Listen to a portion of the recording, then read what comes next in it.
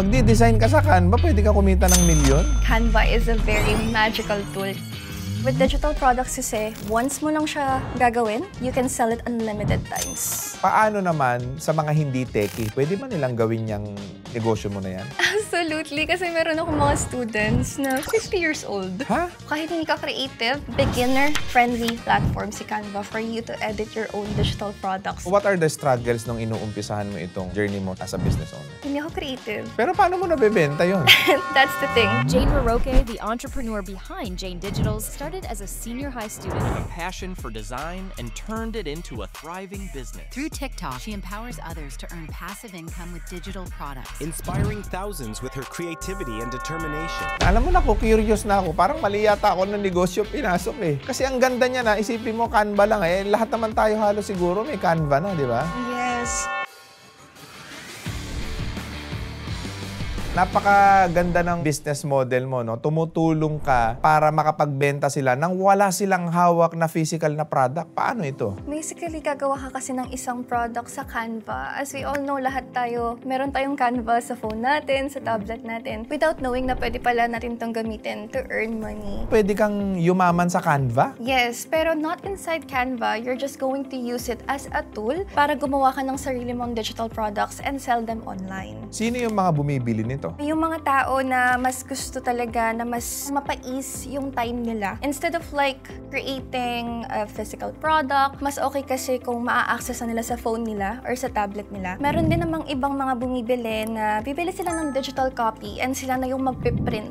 Instead of like magpapagawa pa sila kasi mas mahal kung ipapagawa nila. So bibili sila ng online product, ng Canva template, then sila na mismo yung magpiprint on their own. The process is gawa ka ng design sa Canva and then ilalagay mo ito sa isang platform. Yes. Ano yung platform na yon? Can be Etsy, Rocket PH, Gumroad, or even my own website.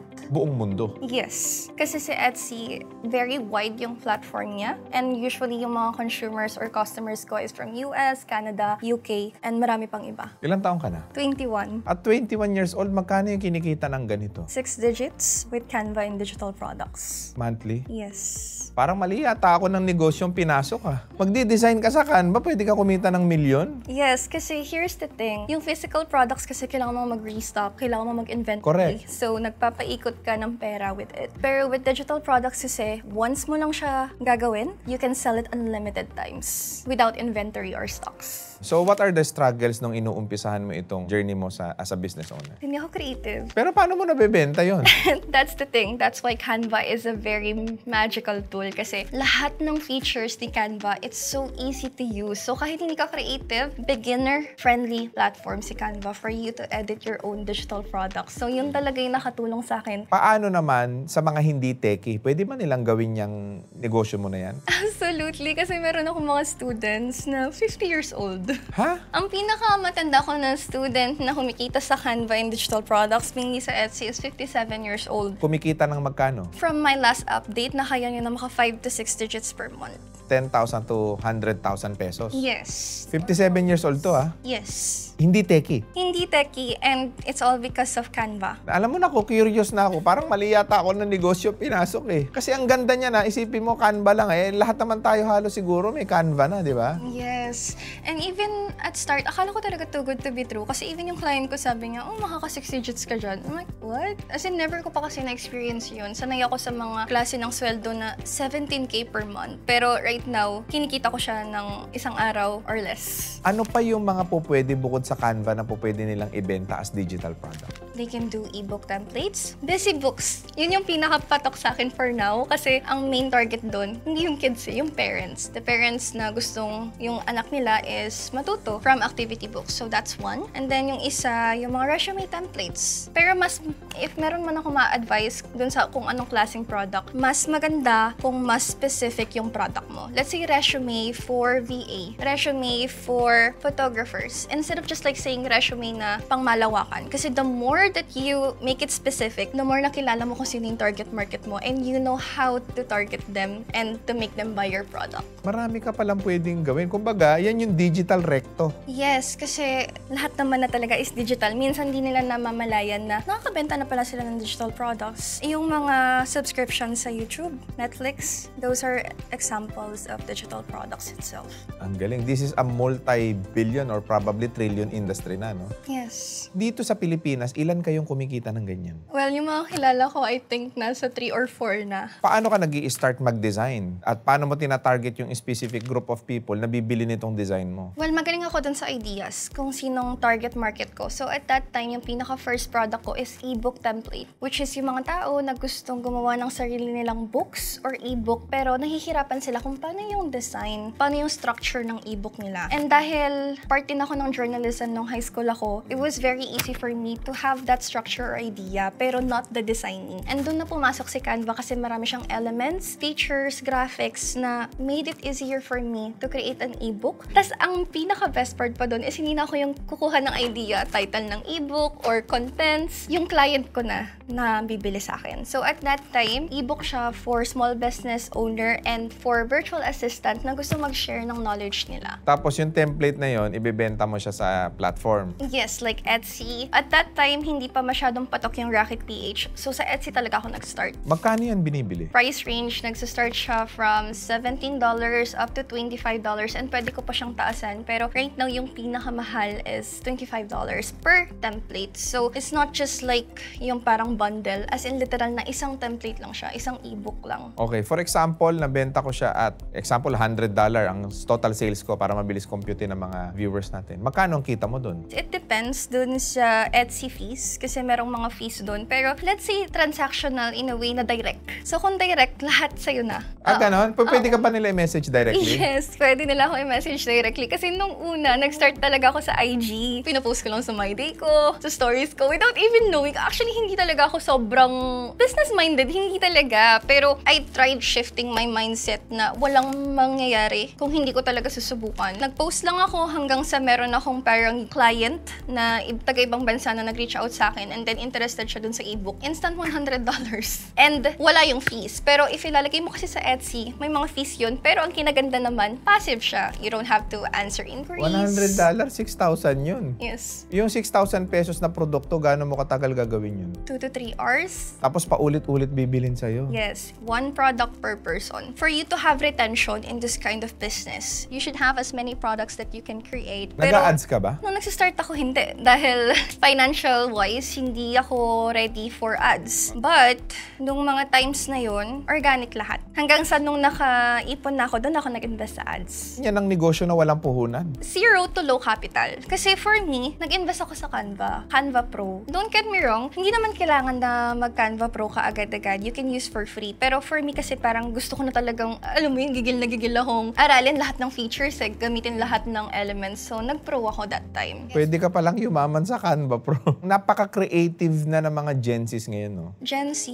they're like the most amazing people for me. I'm not saying that kasi Gen Z ako. I'm saying it kasi based on my observation, nakita ko talaga sila kasi yung mga independent and they know their worth. Alam nila kung ano yung talent or skills na meron sila or pwede nilang aralin. To the point na back then, it used to be like a rat race, diba? 9 to 5 work. Pero yung mga Gen Z, nakakagawa sila ng klase ng diskarte na hindi nila kailangan mag-work for money but money works for them. Ano ba ang background mo? Hindi ako nakapag-college kasi. Bakit? At a young age, financial issues and more on like, ako na lang kasi yung natitira sa magulang ko. So, parang kailangan ko mag-work ng maaga. So, nag-start ako sa BPO hanggang Ilan taon ka? sa 18 at that time. Buti tinanggap ka. Hindi ka naman nakagraduate. Sobrang thankful ako kasi nung senior high school ako, dun ko na-equip yung mga skills ko. And that's also the time na nag-start ako with Canva. Marami akong skills and technicalities na parang na-offer dun sa company mismo. And then, dahil nga parang na-burnout ako, so dun talaga nanggaling yung idea na burnout talaga ako. Nag-try ako mag-work from home. So, ESL teacher. Nagtuturo ng English sa mga international students such as Korean. Pwede pala yun kahit hindi ka graduate? Yes. Pero hindi siya yung official. Alam mo yung parang freelancer ka lang. And then, hanggang sa nung nag-virtual assistant ako, pero direct client na siya. Yung client ko mismo, siya yung nagsabi about digital products. And yun kasi yung mismong inaayos ko. So ako mismo na-curious ako. Sabi ko, teka, gumagamit ako ng Canva. Tapos, ang ginagawa ko, nagde-design ako for him. Pero hindi ko naman binibenta yung sarili kong design. I kinda had that idea. Parang aha moment. okay, gagamitin ko to earn. And then, sabi niya kasi, kumikita talaga siya passively. And US dollar yun. So like, grabe. And then I told myself na, okay, susubukan ko to. And then, nung una akala ko talaga too good to be true. Not until naglaan talaga ako ng time to learn. So 1 month, inaral ko siya kasi sinisingit ko pa siya sa VA ko eh. So VA ako sa gabi, tas ESL teacher ako sa umaga. So the schedule was really tight, pero naging possible siya for me to study and learn the process ng digital product selling. Ang galing. Tapos, sinabi mo kanina na hindi ka na nakapag-college, di ba? Because of financial. Yes. So ano ba ang background ng pamilya mo? Bakit mahirap kayo? To be honest, yung sa family ko kasi, my father died last 2018. So that was very tough for us kasi hirap na yung mother ko na mag-sustain for all of us. And then yung brother ko naman, syempre, in respect for him, kailangan niya na rin talaga magkaroon ng sarili niyang family. Yung isa, mag-aasawa na rin at that time. So I said na ako na yung magpa-provide sa mother ko. Pero yung mga trabaho kasi na meron ako, call center, ESL, and even virtual assistant, hindi siya naging enough. And then, since yun, medyo marami rin talagang expenses, lalo na Manila. Sa Manila pa kami nakatira noon. Talagang very tight sa budget. Very tight in a way na si nanay mo kasi senior na, hirap na rin magtrabaho. Yung mga kapatid mo naman nangagsipag-asawa na. Yes, and before sila mag-asawa, nagpo-provide sila sa amin. Nandun yung idea ko or parang willingness ko na ako naman yung magpo-provide for my mom. Hindi naman responsibilidad ng anak na tustusan yung mga magulang nila kapag tumanda na. To be honest, for me, alam ko and aware ako na hindi ko siya obligation, pero gusto ko. Kasi nanay ko siya. Kumbaga parang inalagaan ka niya ng ilang taon. Kumbaga gusto mo lang as a way to give back. Kahit hindi naman siya nag-ask for anything in return, pero it was me. Kasi marami mga anak ngayon, no? Walang ibang gustong gawin sa buhay kundi maglibang, magpakasaya, kasi nga, bata pa sila. Pero ikaw, sa murang edad, napilitan kang magtrabaho dahil wala nang pera, napilitan kang gumawa ng mga maraming bagay para makatulong ka sa nanay mo. Napaka-bihira sa mga kabataan ngayon na focus sila sa pamilya instead na focus sila doon sa mga distraction sa buhay. At a young age, use your time wisely. Mag-invest ka sa knowledge, sa skills. Kumbaga, it's better to suffer now than suffer later. Instead, naaantayin mo pa yung araw na, sayang, ba't di ko yung ginawa? Ba't di ko kinuha yung opportunity na yun? Napakaganda nung sinabi mo. Ano yung mga opportunity na po pwede nating ibigay sa mga viewers natin so that magawa rin nila yung ginagawa mo? I have a course ngayon. Perfect to if gusto mo matuto ng step by step at hindi ka na malilito kung saan ka magsisimula. I have webinars and trainings para sa mga nag-enroll din sa akin. So, guided talaga sila. Pwede kang mag-enroll doon. You can message me via IG or you can avail that through Rocket PH. Hindi ko siya binibenta for Etsy kasi ako, gusto ko, yung pinaka-goal ko, mga Filipinos, to learn this kind of skill. You can message me on IG, mainly, jane.digitals, and then, i-assess lang kita, and then I will send you kung saan ka bibili or mag-check out ng course. Yung pinakamaganda kasi kapag nag-enroll ka sa course ko is meron kang makukuhang mga templates na ready to resell. Pwede na ibenta? Yes. Hindi mo na kailangan mag-start from scratch. I have digital products that you can resell. And even me, kumikita ako sa mga products na hindi ako yung gumawa from scratch. You can start your digital product journey with only 4,444 pesos. Ano na ang naibigay sa'yo ng paggagawa mo ng digital product? Well, I'm happy to say na I finally got my mom to retire at the age of 60. And then, yung pinaka sobrang grateful ako is nakapagpagawa ko ng bahay ngayon because of Canva and digital products. I also got my own car at the age of 21.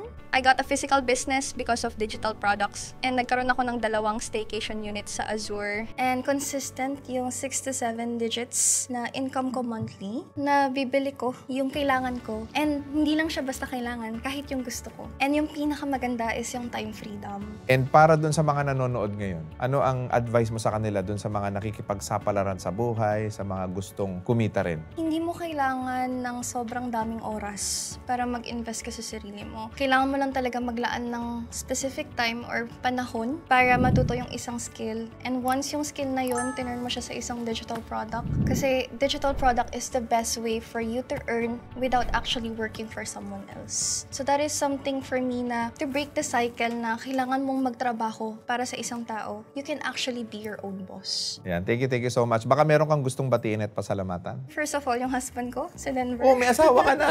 Yes. 21 ka pa lang. Yes. And syempre yung mom ko, Salome Pineda.